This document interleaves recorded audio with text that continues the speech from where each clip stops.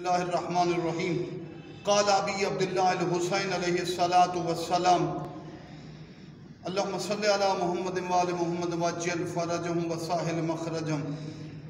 ہم مولا امام حسین علیہ الصلاة والسلام کا قول بیان حدیث کہہ رہے ہیں۔ مولا فرماتے ہیں منا اثنا عشرہ ائمہ، ہم اثنا عشر ائمہ ہیں۔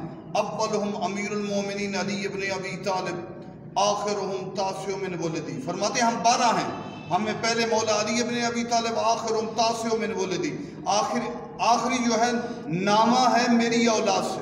وہو القائم بالحق، وہ کھڑا ہوگا حق کے ساتھ۔ آقا امام زمانہ کا قیام حق کے ساتھ۔ امام حسین علیہ السلام فرماتے ہیں امام زمانہ هو القائم بالحق یحیی اللہ بہ الارض بعد موتها، یحیی اللہ بہ الارض بعد موتها۔ فرماتے ہیں اللہ اس کے ذریعے سے زمین کو زندہ کرے گا بعد اس کے کہ وہ مر چکی ہوگی۔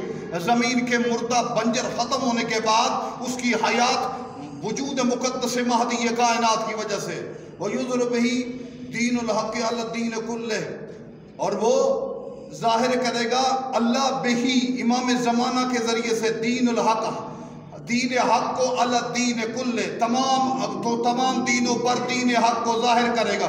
وَلَوْ كَرِهَ الْمُشْرِكُونَ، اگرچہ مشرکین اس کو اچھا ہی نہ سمجھیں۔ لَهُ غَيْبَةٌ، پھر میرے مولا حسین فرماتے ہیں اس مہدی کے لیے غیبت ہے۔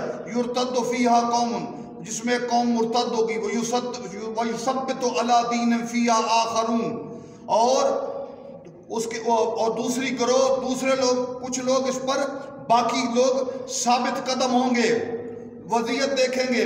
امام زمانہ کے دور میں جو اذیت دیکھیں گے صبر کریں گے، اس کی غیبت میں اذیت اور ان کی تکذیب ہوگی۔ وہ ایسے ہی ہے جیسے نبی کے ساتھ جو جنگوں میں جہاد کرنے والے ہیں۔ یاد رکھیں امام زمانہ ہی تمام دین کا غلبہ ظاہر کریں گے، اور ایمان اور اسلام کی مکمل وکٹری، کامیابی، فتح اس وقت ہوگی جب عسکری کلال اپنے قدموں سے سرزمین حجاز کو میرے مولا زینت بخشیں گے۔